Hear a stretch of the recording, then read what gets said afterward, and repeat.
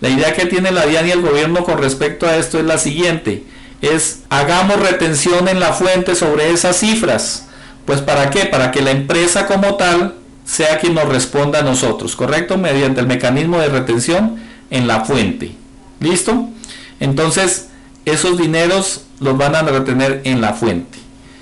Entonces, ¿qué pasa? El decreto 2250 pues trae todas las variables de cómo se retiene, cuando es antes del 2016, cuando es después del 2017, cuando es a una persona que es declarante, cuando es una persona que es no declarante, sí, trae los porcentajes, trae todo. Si ya están en ese caso, entonces hay que remitirse uno al decreto 2250, porque si no de pronto se puede equivocar. Remitirse al 2250 y revisar el caso específico que uno tenga. Si yo me pongo a explicarlos aquí, todos nos vamos a confundir, ¿cierto? Porque son muchos casos, porque también hay para residentes, para no residentes, en fin. Entonces vamos a dejarlo de esa manera. Entonces simplemente esas cifras hay que retenerlas y ya ahí en el momento cada uno va a verificar si son del 2016, son del 2017 y el 2250 le va a decir cómo lo tiene que retener. Listo, muy bien. Entonces ahora tenemos aquí la tablita, una nueva tabla, la del 383 del Estatuto Tributario, que es la tabla de la retención en la fuente. Entonces, vamos a revisar este primer punto, que es cómo vamos a depurar procedimiento 1, la base para calcular la retención en la fuente. Entonces, aquí tenemos un cálculo, ¿correcto? Entonces, ¿qué nos dice? Rentas de trabajo, ¿correcto? Pagos o abonos en cuenta por concepto de renta de trabajo efectuado a las personas naturales. Va a ser el primer renglón que vamos a tener. Ya vamos a ver sobre un ejercicio práctico, pero es para que tengamos en cuenta la teoría y la simetría que hay entre la parte de la retención en la fuente y la parte del pago del impuesto, ¿correcto? Entonces, cogemos los pagos que tenemos, le restamos los ingresos no constitutivos de renta y ganancia ocasional, que básicamente dijimos que eran los aportes a salud y pensiones. Ahí sacamos el primer subtotal, que son los ingresos netos. Luego cogemos las deducciones a que se refiere el artículo 387, que son dependientes, intereses, salud prepagada. Y cogemos las rentas exentas, que son las que trae la ley, como aportes voluntarios a pensiones, aportes a AFC, renta exenta del 25%, que ya vimos cómo se calculó, sobre qué base, renta exenta del 25%, y también tenemos pues todas las cesantías y todas las del 206 del artículo 206 del Estatuto Tributario, ¿correcto? Entonces, aquí lo importante es que las deducciones más las rentas exentas no pueden superar el 40% de los ingresos netos, ¿correcto? Entonces ese es el punto a tener en cuenta, máximo hasta el 40%. Si supera el 40% no se pueden tener en cuenta para restarla. Entonces, una vez ya tenemos ese parámetro listo, entonces simplemente pues hacemos las sumas y las restas, o sea, restamos de los ingresos de trabajo, restamos los no constitutivos de renta, restamos las deducciones y restamos las rentas exentas, y ahí me va a dar ¿qué? La base para el cálculo de la retención en la fuente. Y apenas me dé la base para el cálculo de la retención en la fuente, entonces ahí en ese momento pues le voy a aplicar la famosa tabla del 383. Digamos que ¿qué quiero hacerles énfasis con esta diapositiva? Les quiero hacer énfasis en que hay simetría en la forma como se calcula la retención en la fuente y en la forma como se calcula el impuesto.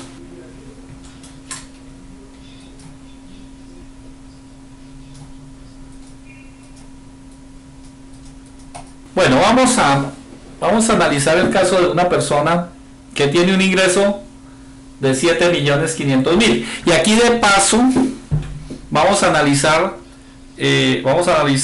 los topes que tiene cada una de las deducciones y de las rentas exentas. Entonces, lo hacemos de la siguiente manera. Tenemos un ingreso en renta de trabajo de 7.500.000. Vamos a restarle los ingresos no constitutivos de renta. Los ingresos no constitutivos de renta de aportes obligatorios a pensión, Aportes obligatorios a salud, entonces dijimos que el 4% y el 4%, o sea, sería el 8%, o sea, 4% 300.000 y 4% 300.000, de 7.500.000. Por lo tanto, los ingresos no constitutivos de renta serían 600.000. Entonces, vamos a ir llevando la cuenta para que podamos entender el ejercicio fácilmente. Entonces decimos 7.500.000, correcto, menos 600.000 pesos de ingresos no constitutivos, correcto. Listo, entonces tenemos un primer subtotal que son 6.900.000. Clave este subtotal, acuérdense, porque sobre este subtotal va el famoso 40%. Ok, entonces continuamos para abajo. Entonces, si nosotros continuamos, vamos a ver las deducciones.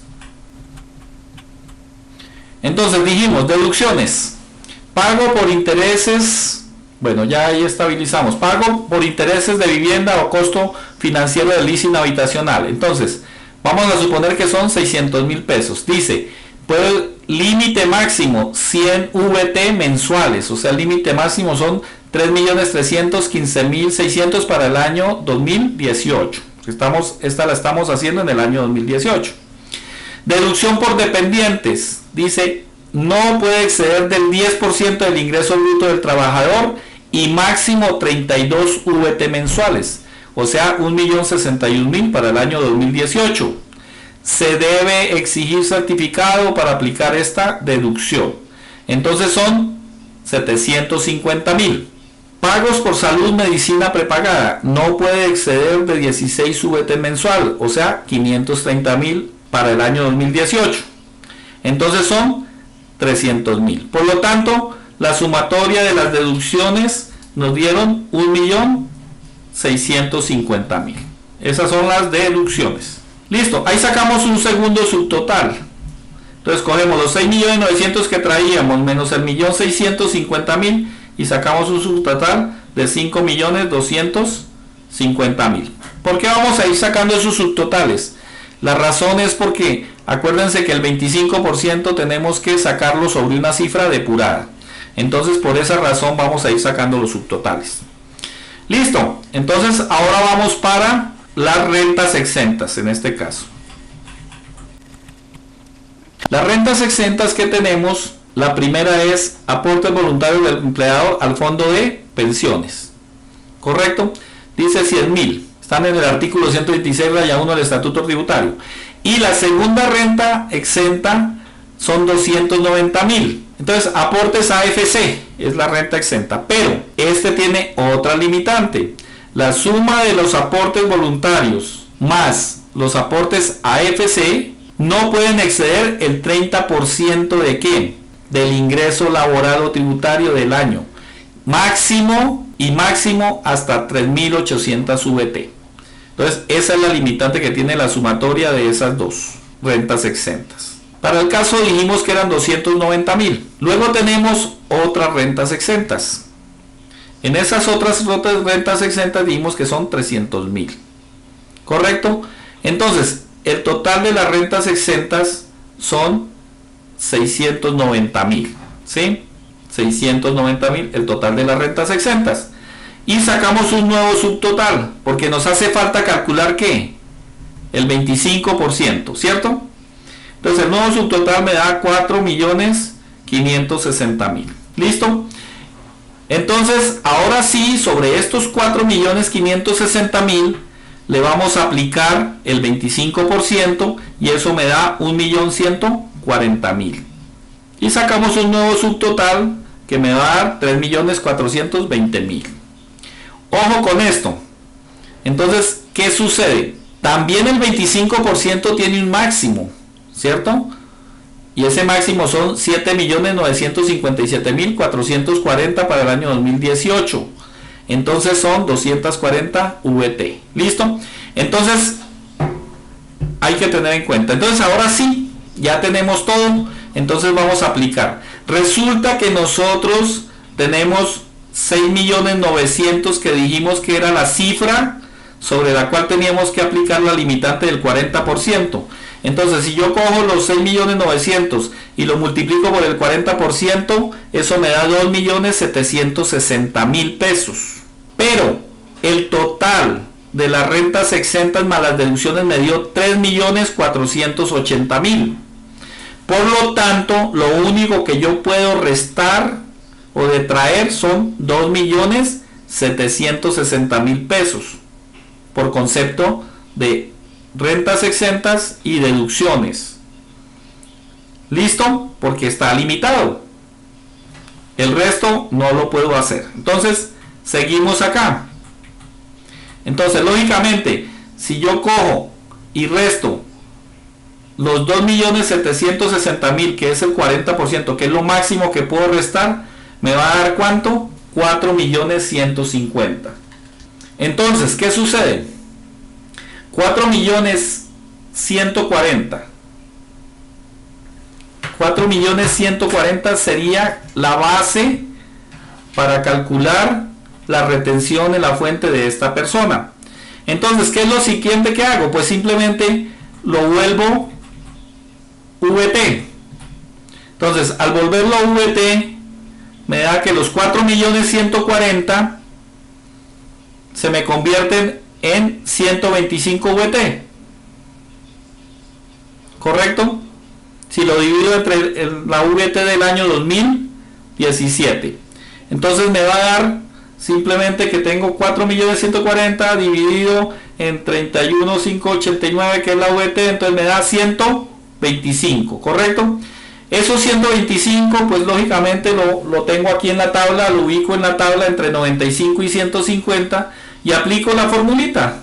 Ingreso laboral grabado expresado en VT, ¿cierto? Que serían 125 menos 95 VT, entonces eso lo multiplico por el 19% y eso me va a dar 188.000 pesos. La VT del 2018 son 33.156, me equivoqué. Son 33.156 del 2018. Entonces, yo cojo los 125, le resto 95, a eso lo multiplico por el 19% y por la VT, que son 33.156, y me está dando 188.000, que sería la retención en la fuente. Entonces, aquí con este pequeño ejercicio, lo que hicimos fue repasar todo el procedimiento 1 para las rentas laborales de una persona que se gana 7.500.000 pesos y de una vez con todos sus topes. ¿Correcto? Y ahí de paso pusimos en práctica el famoso 40%, porque tiene simetría tanto en un lado como en el otro. Tanto en la retención en la fuente como en el cálculo del impuesto. Bueno, muy bien. Entonces, vamos a seguir con el punto siguiente, punto 8. Y estos puntos básicamente lo que van a hacer es reafirmar, digamos, como la parte legal de lo que hemos hablado anteriormente. Entonces, decimos que en el punto 8 tenemos los costos. Entonces, vamos a mirar qué dijo la parte legal con respecto a los costos. Entonces dice lo siguiente: realización del costo para los no obligados a llevar contabilidad. Se entienden realizados cuando se paguen efectivamente en dinero o en especie, o cuando su exigibilidad termine por cualquier otro modo que equivalga legalmente al pago. Entonces, estamos guardando también simetría con los ingresos, o sea que se paguen efectivamente en dinero o en especie. Y aclara, los costos incurridos por anticipado solo se deducen en el año o periodo grabable en que se preste el servicio o venda el bien. Bueno, listo, este es el artículo 58 del Estatuto Tributario que nos lo dice, si tienen duda para alguna situación. Dice, determinación del costo fiscal para los bienes muebles y prestación de servicios. Para los muebles, o sea, los muebles son los movibles, ¿correcto? Para los contribuyentes no obligados a llevar contabilidad, el costo fiscal de los bienes muebles considerados como activos movibles será sumando el costo de adquisición, el valor de los costos y gastos necesarios para poner la mercancía en lugar de expendio. El costo fiscal para los prestadores de servicios serán los efectivamente pagados. ¿Sí? Entonces ahí está el caso de nosotros los contadores. Entonces recibimos unos honorarios, pero pagamos los auxiliares. Entonces los efectivamente pagados, ¿correcto? Luego viene el costo fiscal para los bienes inmuebles. Entonces aclara, para los contribuyentes no obligados a llevar contabilidad está constituido por el precio de adquisición, más el costo de las construcciones y mejoras, más las contribuciones por valorización. A eso lo hablamos al puro comienzo de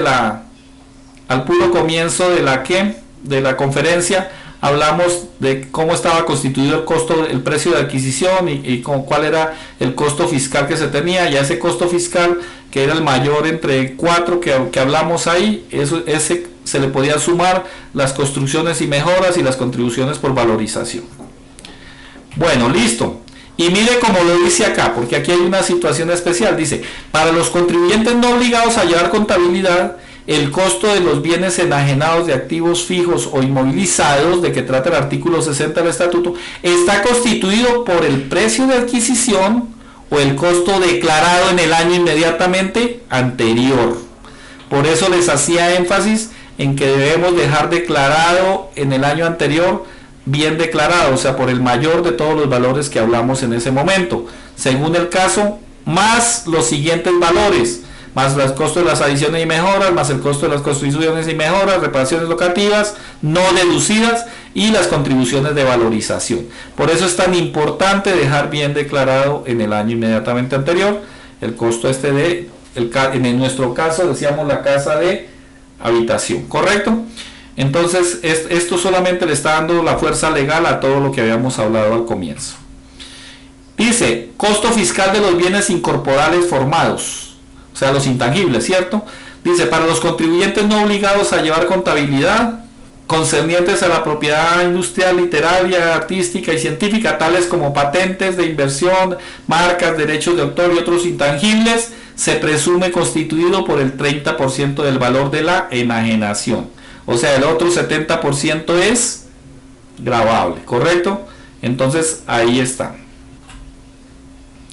También el artículo 95 de la ley 1819 habló sobre la renta bruta especial en la enajenación de activos biológicos. Entonces ya nos va a salir la diapositiva. Entonces está diciendo lo siguiente: no obligados a llevar contabilidad. Entonces, ¿cómo se determina la renta bruta en la enajenación de activos biológicos? Pues simplemente vamos a coger el ingreso realizado, ¿sí? Y le vamos a restar el costo.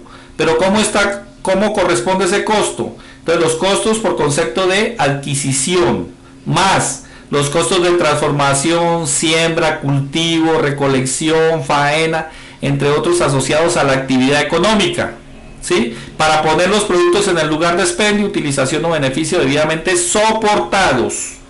Entonces todos estos costos debidamente soportados nos van a servir ¿para qué? Para restárselos al ingreso realizado y así poder hallar la renta de los activos biológicos que se venden. También este puntico, que es el de la fiducia mercantil, entonces dice lo siguiente: cuando los beneficiarios o fideicomitentes sean personas naturales no obligadas a llevar contabilidad, se entienden realizados los ingresos cuando se reciben efectivamente en dinero o en especie, ¿correcto? Entonces ahí lo que aclara abajo es que se deberá certificar, debemos tener los respectivos certificados, pero ese es un punto interesante cuando tenemos fiducia mercantil.